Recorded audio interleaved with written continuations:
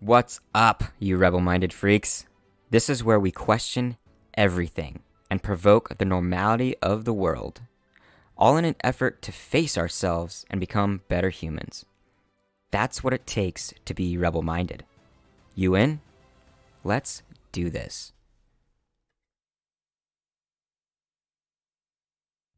Welcome back to the Rebel-Minded Podcast. I am your host, Zach Kinson, the masculinity provocateur, or so I claim to be. And in this position, I actually quite enjoy myself, and I've had this weird thing of trying to separate what it means for me to do that as a leader and try to avoid me doing that as some sort of preacher, because coming from the father that I did come from, my father is very preachy. He has this thing where he points his finger, and I picked up on it, and still to this day, I'm trying to remedy it. I'm trying to delete the habit, because pointing is not respectful, right? It's not very nice, It's enough to point your accusations at somebody, but to actually physically point at somebody is a little unfair. Am I right? And so I have this attitude about things, the way that I approach things, and it comes off very direct, which is good, honest, which is good, but in a way that is shameful if I'm not careful. To even if I'm including myself, to throw out blame about what's being done wrong instead of focusing on how we remedy that, how we bounce back from that, how we make this world better. Because as an ultimate goal, I do want to make the world better. I want to use my perspective and my personality to get us where we need to go. And one thing that I suppressed for so long, actually because of my father in quite a few ways, is I suppressed my anger for a very long time.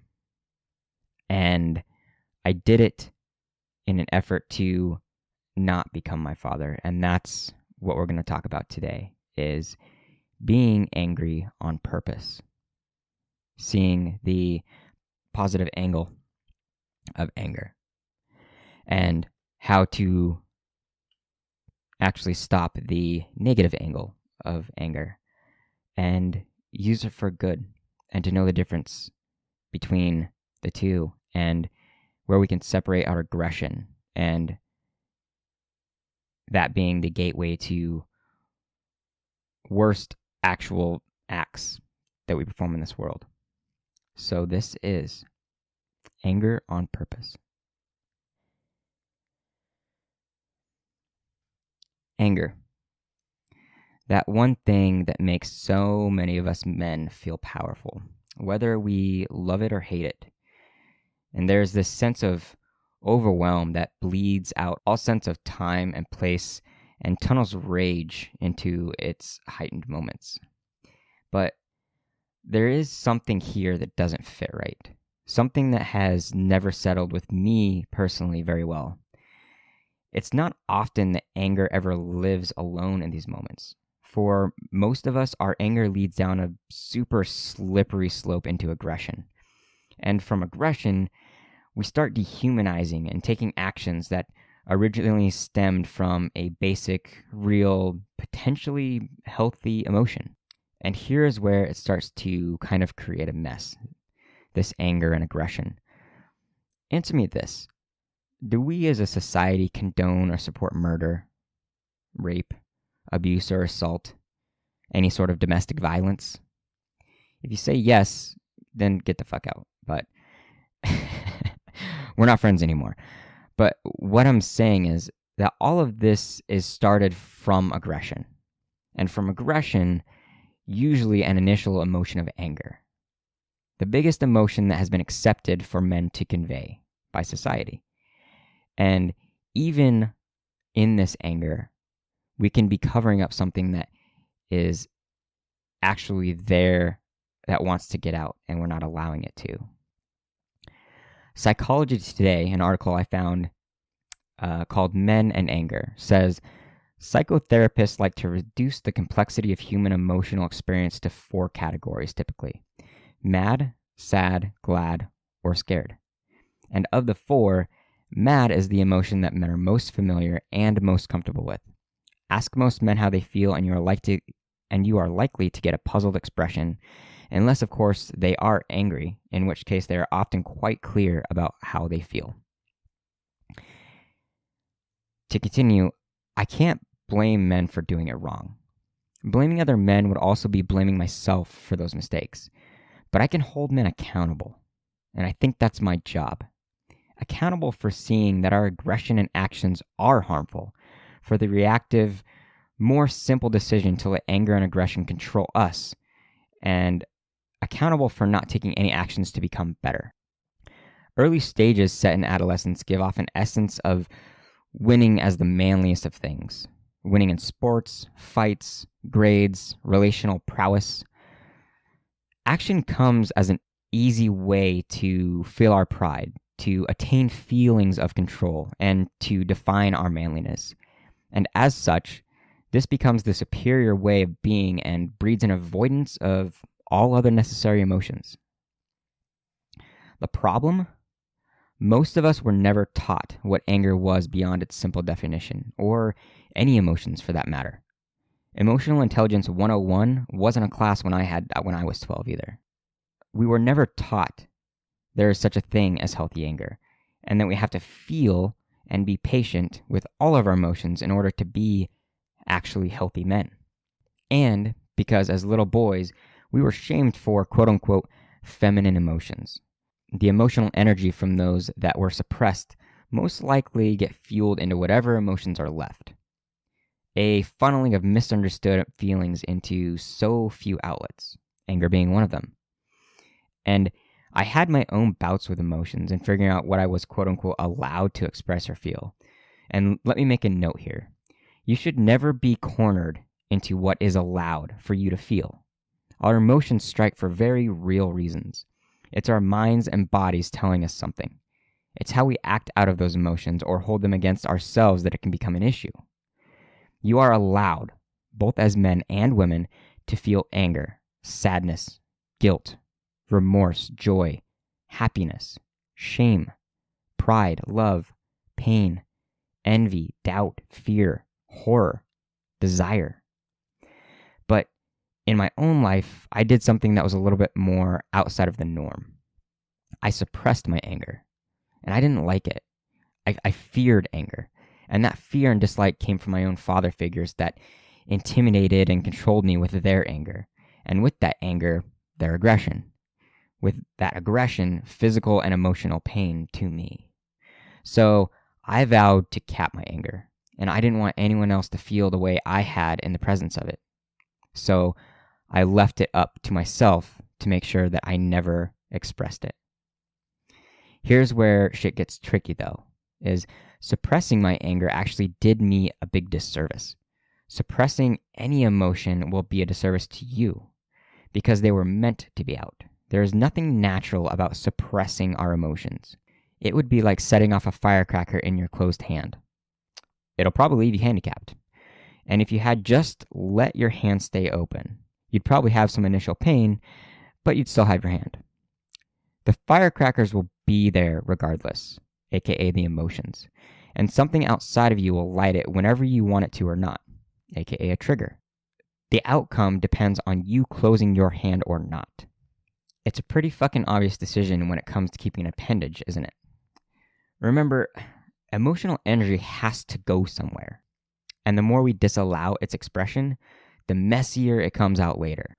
Usually in the form of an addiction, bad habits, things to numb us out, and obviously aggression. But emotional expression and action is another day, another episode. So how do we do this healthy anger thing? Get to the fucking point, Zach. Yeah, I'm getting there. Healthy anger starts with knowing the territory, being comfortable with it, and being patient and aware. The two things that people have the hardest time with the most is patience and awareness. Awareness of where that anger comes from, what triggered it, what's beneath it, and being patient with it, stopping from reacting. Being angry and screaming may not be withholding an emotion, but it's also not in control and it's not tactical. So from one of my favorite books, To Be a Man by Robert Augustus Masters, he says, anger comes with being human. The point is not to outgrow it, but to outgrow our dysfunctional ways of using it. Yeah, hits hard, right? So instead of just expressing it, we have to know what its purpose is and not use it with the potential of actually doing damage to others. Damage equals aggression. And the only way to know its purpose is to really be in the moment, to be aware, to have patience. And this means thinking before reacting. And why? I'll go back to Robert's book. As much as anger can be harnessed for life-giving purposes, it is much more commonly used to overpower, to dominate, to control, to frighten, to camouflage other emotions, and to squelch opposition. So, is that anger valid? Or are we using it as a deflection mechanism or a way to control the external? If it is, then what we have to realize is that we are not using our anger vulnerably. We're using it to get us out of an uncomfortable feeling or situation. That's most of us men, which tends to mean silencing, intimidating, or using other aggressive tactics to get away from that uncomfortable feeling. See how easy it is to get out of control? Especially because us men are action-oriented. We want to move away from the uncomfortable into solution. And I think that's why aggression is so prominent in men when fueled by anger. We take control when things feel out of control, and we do it fast. I personally would label overly aggressive and majoritively angry men as less masculine, in my opinion, because of their lack of control.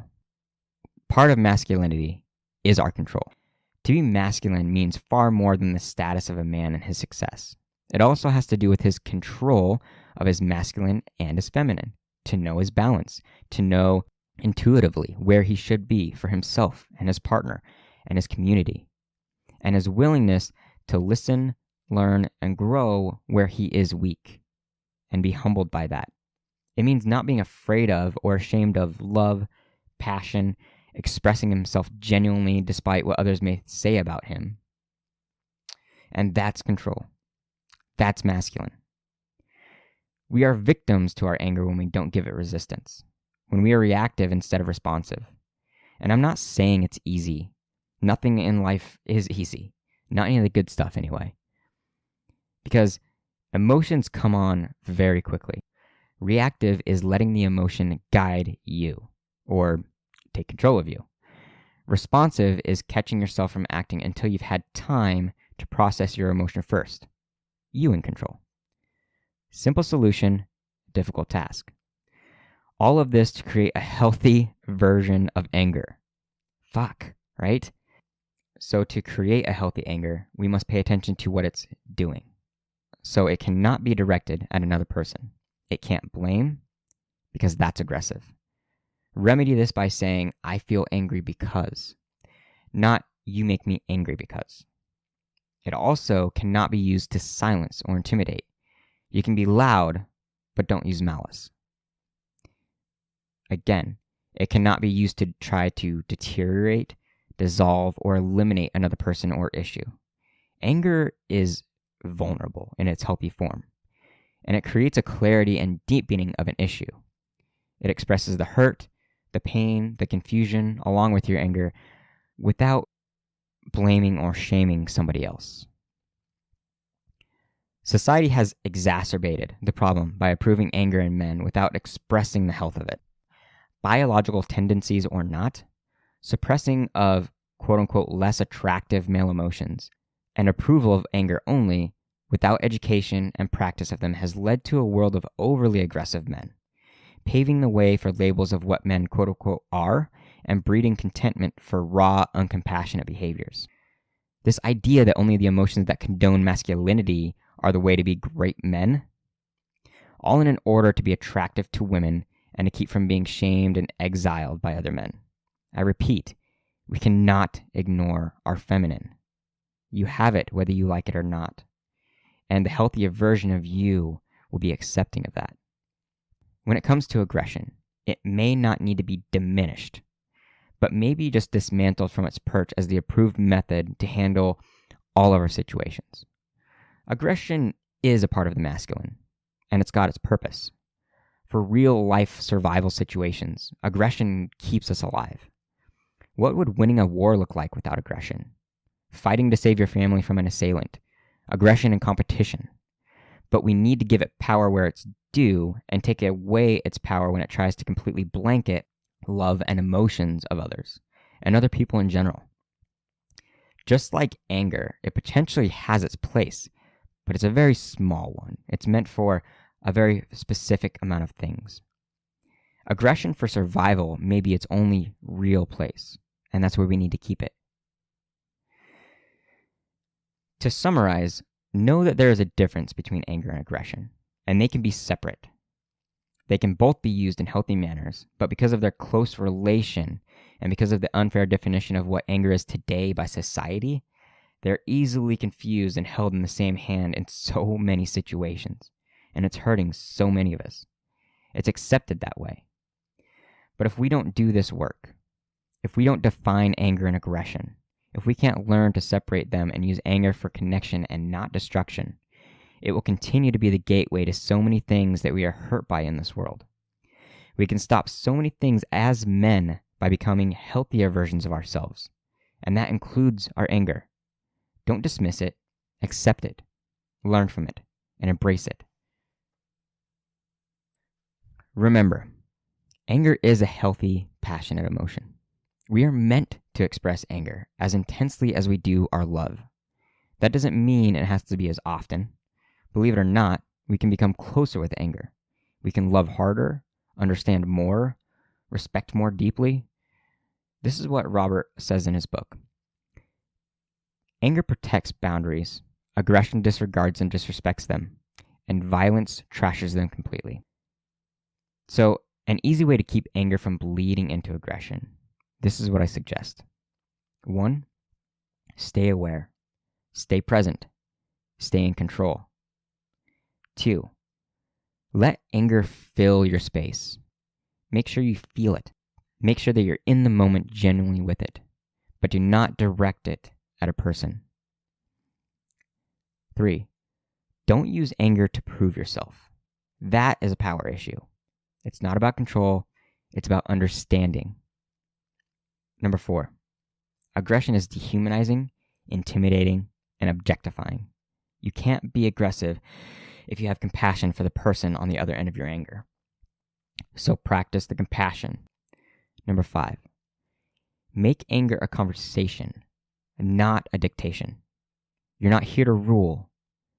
You're here to express, you're here to clarify, and you're here to come to an understanding. And 6, express why you feel angry, not who you're mad at. It doesn't stop here. Full embrace of our emotions and a masculine and feminine balance true to ourselves will create overall better mental health and eradicate the world of men in pain. It's about us moving forward. It's about us becoming our best. It's about us taking away the pain that so many others are experiencing because of us. And it's going to take a rebel-minded mindset. It's going to take stepping away from the stereotype. It's going to mean questioning so much of what you've learned. And in the end, we win the game. For all of you that are curious, I will make sure to cite the book and the article that I used in this episode so that you can soak this in yourself. The book To Be a Man covers so much more than anger and aggression. It encompasses so much about male psychology, written by a male psychotherapist.